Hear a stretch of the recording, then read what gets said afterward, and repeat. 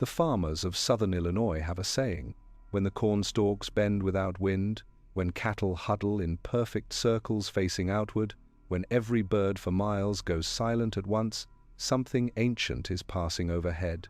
They don't look up anymore when this happens.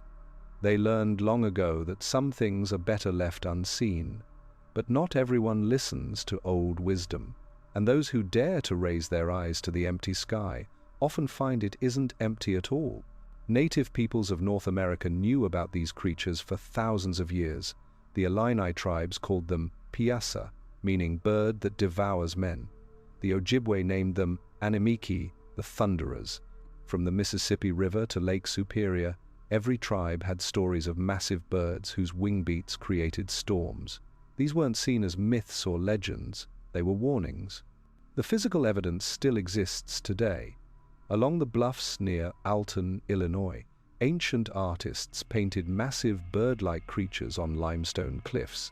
The original paintings were destroyed by quarrying in the 1870s, but not before multiple explorers documented them. Father Jacques Marquette, exploring the Mississippi in 1673, wrote detailed descriptions. He described a creature as large as a calf with horns like a deer, red eyes, a beard like a tiger's, and a body covered with green, red, and black scales. The creature had massive wings that created whirlwinds when it flew. Modern sightings began almost as soon as European settlers arrived. In 1868, newspapers across Missouri reported something extraordinary. Farmers near Dent County claimed to see enormous birds circling their properties. The creatures were described as dark, colored with wingspans, estimated at 20 to 30 feet. Cattle and horses panicked at their presence. Several farmers found their livestock dead, with strange talon marks that didn't match any known predator. The Tombstone Epitaph, an Arizona newspaper, published a story on the 26th of April, 1890, that would become legendary. 2 ranchers supposedly killed a massive flying creature in the desert between the Whetstone and Huachuca Mountains. According to the article, the creature had smooth skin, wings like a bat, and a wingspan of 160 feet. The ranchers allegedly took a photograph with the creature's wings stretched against a barn. This photo has never been found, despite hundreds of people claiming to have seen it over the years. But Arizona wasn't the Midwest. The heartland had its own encounters. In July 1948, 3 people in Overland, Illinois, reported seeing something that challenged everything they knew about birds. The Zarzecki family was driving along a rural road when a shadow passed over their car. The shadow was so large it darkened the entire road. When they looked up, they saw a bird with an estimated 25-foot wingspan. It was grey-brown with a long neck and what appeared to be a lengthy beak. The creature circled their car twice before flying toward the Mississippi River. The most documented case in modern times happened in Lawndale, Illinois. The date was the 25th of July, 1977. Marlon Lowe, age 10, was playing in his backyard with friends. 2 enormous black birds appeared from the southwest. One of them dove down and grabbed Marlon with its talons. The bird lifted the 70-pound boy 3 feet off the ground and carried him for about 35 feet before dropping him. 6 witnesses saw this happen. Marlon's mother, Ruth Lowe, ran from the house screaming.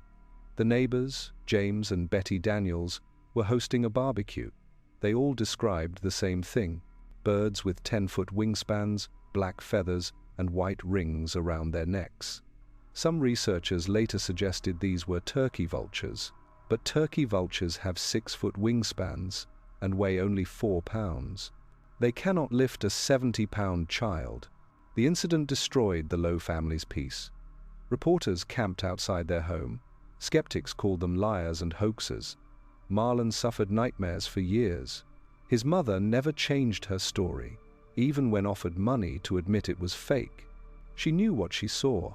Her son was carried through the air by something that shouldn't exist. After the Lawndale incident, reports increased across the Midwest. In 1977 alone, over 30 sightings were documented in Illinois, Indiana, and Missouri. Witnesses included police officers, teachers, and pilots. The descriptions remained consistent. Massive birds with wingspans between 15 and 25 feet, dark-colored, usually black or brown, making sounds unlike any known bird. One witness deserves special attention. Officer Keith Bastock of Tuscola, Illinois, was patrolling on the 1st of August, 1977. He saw two large birds near Lake Shelbyville. Using binoculars, he observed them for several minutes. He estimated their wingspans at 8 to 10 feet minimum. The birds had 6-inch beaks and grayish-black feathers. Bastock was a trained observer. His report carried weight that civilian accounts often lacked. The biological problem is significant. The largest flying bird alive today is the wandering albatross, with a wingspan of 11 feet. The heaviest flying bird is the great bustard at 40 pounds. In prehistoric times, Argentavis magnificens had a 23-foot wingspan and weighed 150 pounds. This is believed to be near the maximum size for powered flight. Anything larger would need impossibly strong flight muscles or bones too fragile to support the weight. Yet witnesses consistently describe birds exceeding these limits. How is this possible? Some researchers suggest the creatures might use thermal soaring, like condors. Others propose they might have air sacs throughout their bodies, reducing weight. But these are guesses. No one has examined a specimen. The lack of physical evidence frustrates scientists. No bodies have been found, no clear photographs exist, no feathers have been tested. Skeptics point to this absence as proof the creatures don't exist. But believers note that the Midwest covers millions of acres. A dead bird could decompose long before anyone found it. There have been near misses with evidence. In 1969, a farmer near Wolcott, Indiana, claimed to find enormous feathers after a sighting. Each feather was over 18 inches long. He stored them in his barn, planning to take them to Purdue University. The barn burned down 2 weeks later. The timing seemed too convenient for skeptics. Believers wondered if someone didn't want those feathers examined. Native American perspectives add another dimension. Modern tribal members rarely discuss thunderbirds with outsiders. When pressed, most give vague answers or change the subject. A few have privately told researchers that the birds are real, but sacred. They shouldn't be hunted or studied. They serve a purpose in nature that science doesn't understand. This perspective gained credibility in 2007. That summer, Thunderbird sightings spiked across the upper Midwest. Between June and September, over 50 reports came in from Minnesota, Wisconsin, and Michigan. The sightings preceded severe flooding that caused billions in damage. Some wondered if the birds were a natural warning system. Military encounters add another layer of mystery. Declassified Air Force documents from the 1960s reveal investigations into large, bird-like objects reported by pilots. In 1962, Captain Robert Grissom reported encountering a biological entity while flying over Nebraska. The creature paced his aircraft at 8,000 feet for several minutes. Its wingspan appeared to exceed that of his plane. The Air Force concluded he had misidentified a weather balloon. Grissom insisted he knew the difference between a balloon and a living creature. Commercial pilots have their own stories. Most refuse to speak publicly. Reporting unusual sightings can end careers. But researchers have collected anonymous accounts from pilots flying Midwest routes. They describe encounters at altitudes where no bird should exist. Dark shapes passing between clouds. Objects on weather radar that move against the wind. In 2018, a significant incident occurred near Cedar Rapids, Iowa.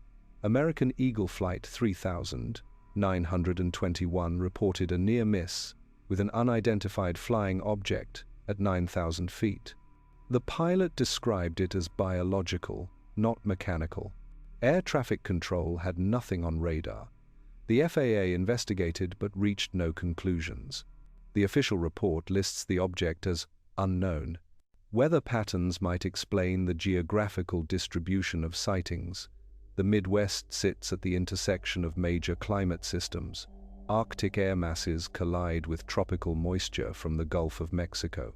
This creates powerful storms and unusual atmospheric conditions. Perhaps these conditions allow creatures to fly that couldn't survive elsewhere.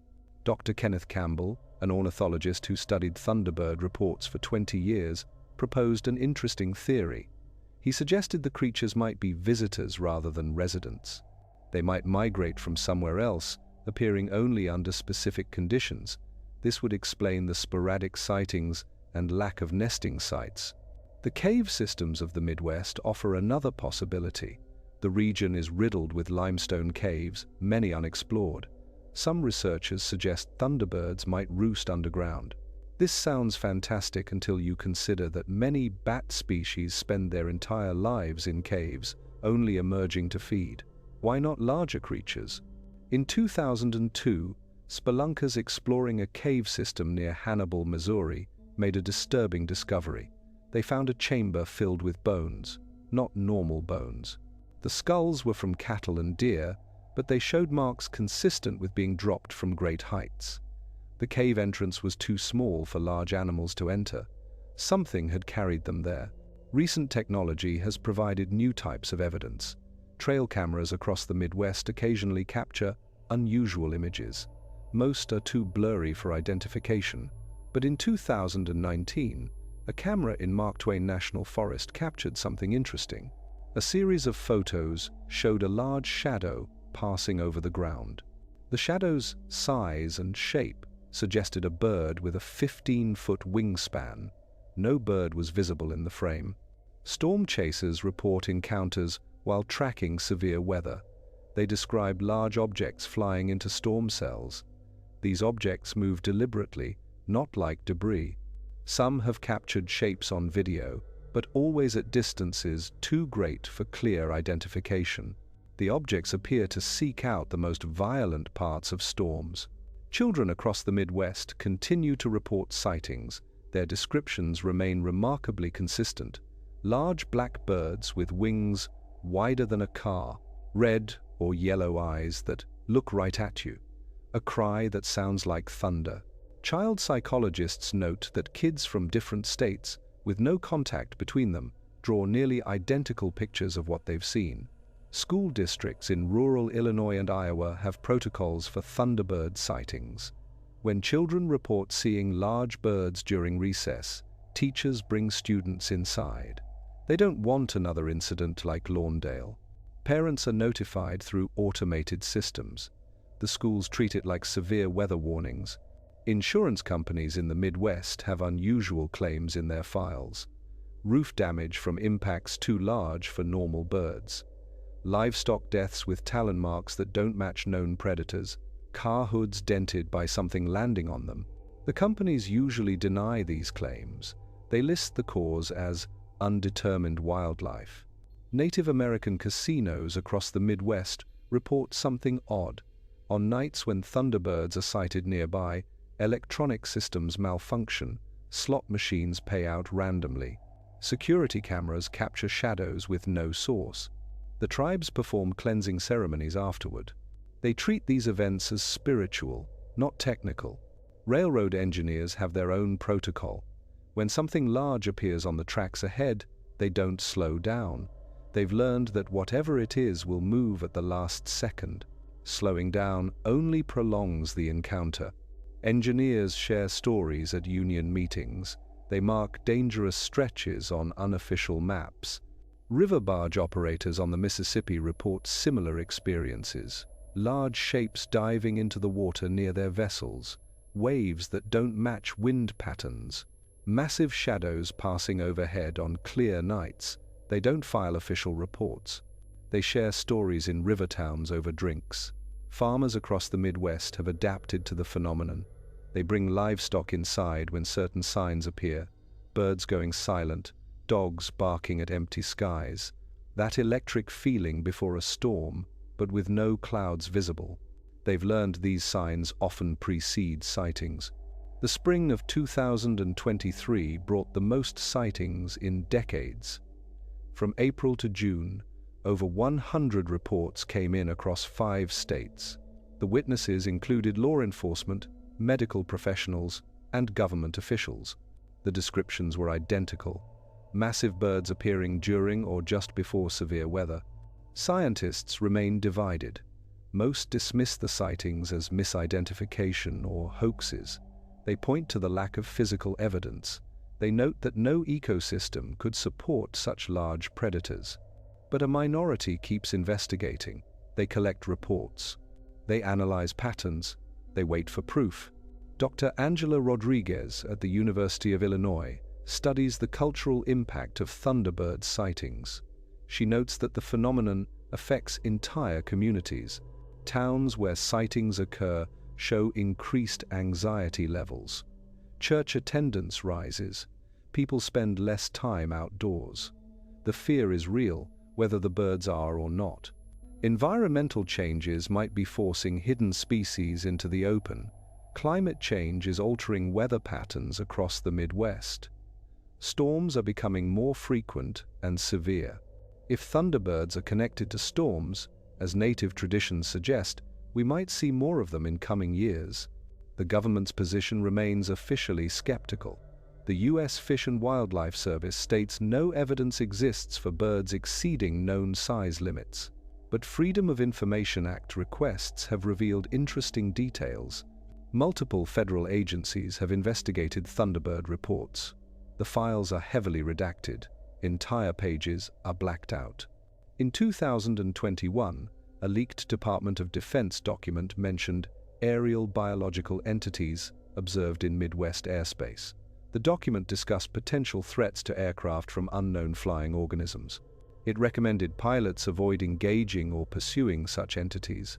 The Pentagon neither confirmed nor denied the document's authenticity. Photographers and videographers continue trying to capture clear evidence, but the creatures seem to avoid cameras. They appear when devices aren't ready. They stay at distances too great for clear images. Some researchers wonder if this avoidance is deliberate, suggesting intelligence. Local museums across the Midwest display Thunderbird artifacts, casts of unusual footprints, feathers too large for known birds, historical accounts from early settlers. The exhibits are popular but controversial. Scientists criticize them for promoting pseudoscience. Believers say they preserve important evidence. Emergency responders have unofficial procedures for Thunderbird-related calls. They respond seriously but document carefully. They use neutral language in reports. Large bird sighting instead of Thunderbird encounter. They protect witnesses from media attention when possible. Paramedic Lisa Thornton has responded to 12 Thunderbird-related calls in her career. The injuries are consistent. Claw marks that are too large for any known raptor. Victims in shock, describing birds that couldn't exist. But there's something else, something she doesn't put in reports. The victims change after encounters. They develop abilities, enhanced hearing, the ability to sense storms hours before they arrive. Some claim they can understand what birds are saying. In 2023, Thornton responded to a call that defied explanation.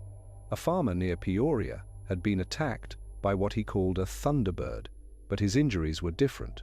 Instead of claw marks, he had burns, electrical burns, in a pattern like feathers. He said the bird had touched him with its wing. He felt electricity flow through him, but it wasn't painful, it was communicative. The bird was downloading information into his mind. The farmer, Arthur Brennan, could suddenly understand complex mathematical equations. He knew things about weather patterns he'd never studied. He could predict storms with perfect accuracy days in advance. Scientists tested him. His abilities were real, but they had no explanation. Brennan said the Thunderbird had chosen him. He was supposed to prepare others. Something was coming. A change in the electromagnetic field of Earth. The birds knew. They were trying to warn us. Brennan disappeared 3 months later. His farm was abandoned. His neighbors found strange symbols drawn on his barn walls. The symbols hurt to look at. They seemed to move and shift. Photography couldn't capture them properly. A linguistics professor from Northwestern University tried to decode them.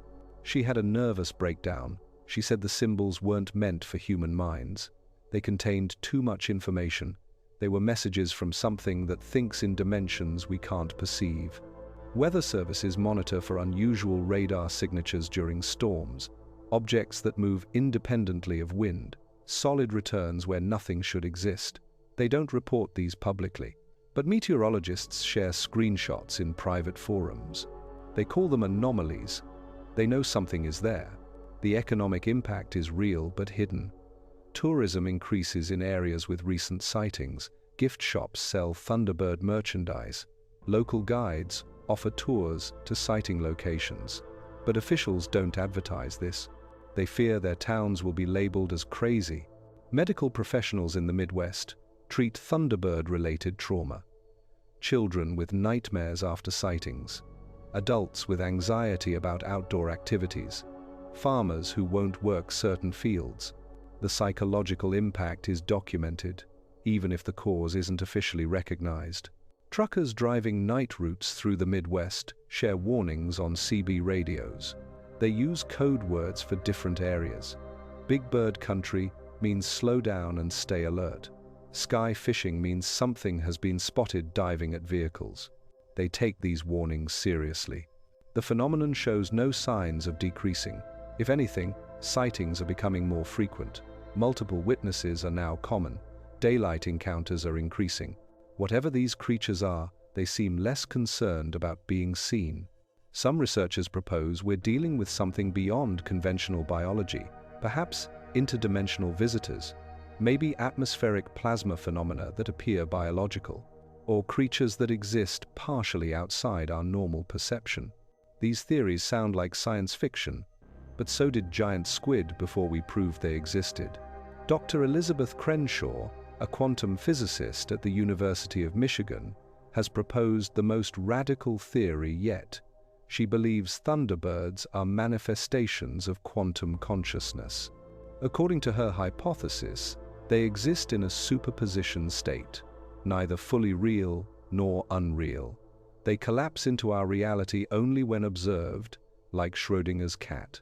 This would explain why they're so hard to photograph. The act of trying to record them changes their quantum state. Crenshaw points to witness accounts where birds seem to know they're being watched. They appear when people aren't looking for them. They vanish when cameras come out. They interact with some witnesses but not others. This selective manifestation suggests awareness that transcends normal animal behavior. Her theory has been dismissed by most scientists, but it's gained support from an unexpected source. Native American elders from several tribes have privately told researchers that Crenshaw is closer to the truth than anyone before her. They say Western science is finally beginning to understand what their ancestors always knew. The Thunderbirds exist between worlds. They are both real and spirit. They are messengers between dimensions. One elder, who asked not to be named, shared a prophecy. When the Thunderbirds reveal themselves fully, it means the barrier between worlds is breaking down. The old reality is ending. A new one is beginning. The birds are not the cause but the herald. They appear in greater numbers because something fundamental about our reality is changing. What that change is and what it means for humanity, the elder wouldn't say. He only warned that we should prepare for revelations that will challenge everything we believe about the nature of existence. The prophecy speaks of 3 phases. The first phase is recognition, when humans begin to see the Thunderbirds again after centuries of blindness. We are in this phase now. The second phase is communication, when the barrier's thin enough for direct contact. The children who gain abilities after sightings are the beginning of this phase. The third phase is revelation, when the true purpose of the Thunderbirds is revealed, when humans learn what they've been protecting us from and what we've been inadvertently awakening. According to tribal histories, this has happened before, not just once, many times. Civilizations rise, they develop technology, they dig too deep or fly too high. They disturb things that should remain sleeping. The Thunderbirds try to warn them, Most don't listen. Those civilizations disappear. Their ruins are buried. Their stories become myths. We call them Atlantis, Lemuria, Mu, but they were real, and they made the same mistakes we're making. The Elder revealed one final detail. The Thunderbirds aren't from Earth, they're from elsewhere. They came here millions of years ago to stand guard, to keep something imprisoned, something that fell from the stars and burrowed deep into the earth. Every few thousand years it tries to wake. The Thunderbirds put it back to sleep, but each time is harder. Each time requires more of them, and their numbers are declining, not from hunting or habitat loss, from exhaustion, from fighting a war we don't even know is happening. The ancient enemy has many names across cultures.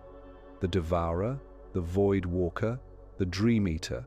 It exists partially in our dimension and partially in others. It feeds on consciousness itself, on awareness, on the spark that makes living things alive. Entire civilizations have been consumed by it, entire worlds left empty. Earth is protected only by the Thunderbird's constant vigilance. They create electromagnetic barriers that keep it contained. But modern human technology is interfering. Every cell tower, every satellite, every Wi-Fi signal weakens the prison. The Elder showed researchers a stone tablet hidden for generations. Carved into it was a map of North America. Marked on the map were 7 locations.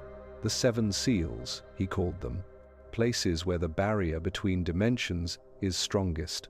Where the Thunderbirds gather to reinforce the prison, these locations align perfectly with the highest concentration of sightings. They're not random, they're strategic points in an invisible war. If even one seal fails completely, the ancient enemy will begin to emerge. It won't happen all at once. First, people will experience shared nightmares. Then, reality will start to bend. Time will flow differently in different places. People will vanish without a trace. Animals will behave impossibly. And finally, when the barrier collapses entirely, the world will be consumed. Not destroyed, consumed. Absorbed into something that exists outside our understanding of reality. The Thunderbirds are all that stand between us and this fate, and we're killing them with our ignorance. The Midwest continues to be the epicenter of Thunderbird activity.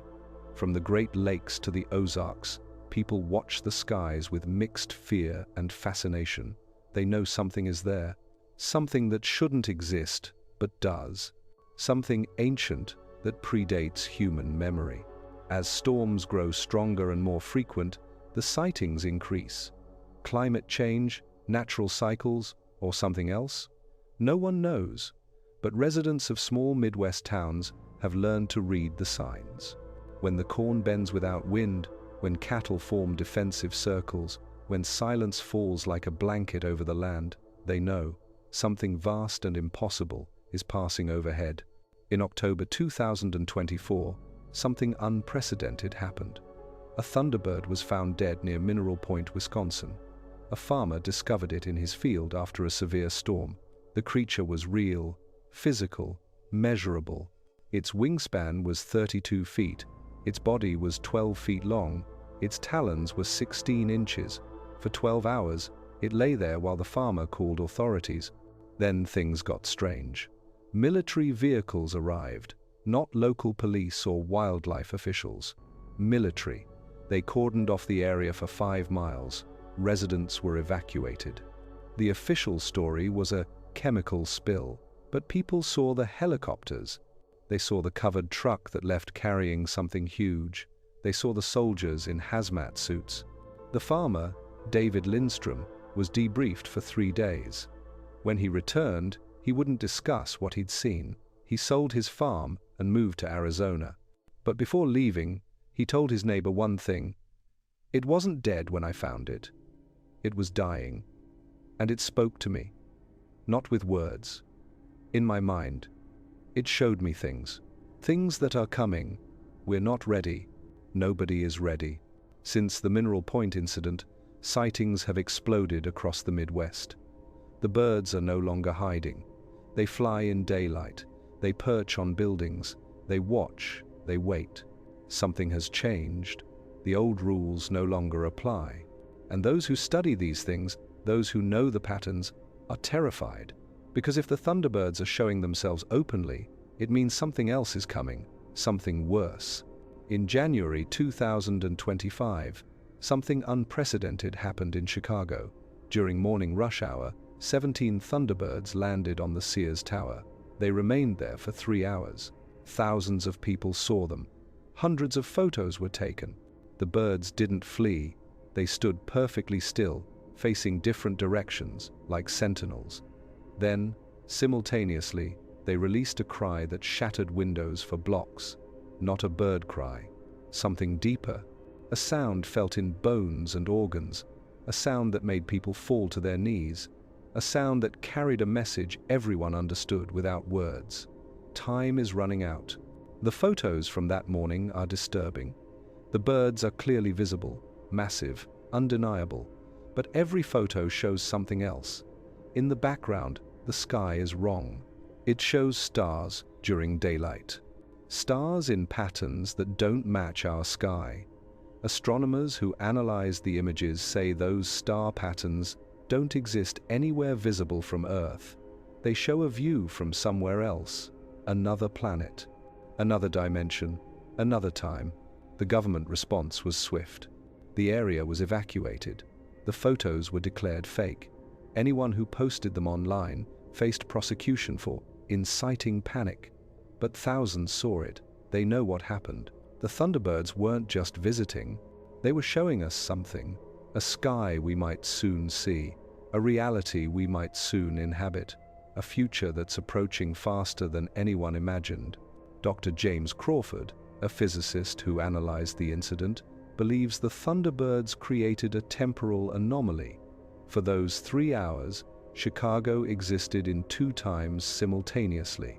Our present and some other moment. Future or past, he can't say. But the birds were the anchor point. They held the anomaly stable. They wanted us to see, to understand, to prepare.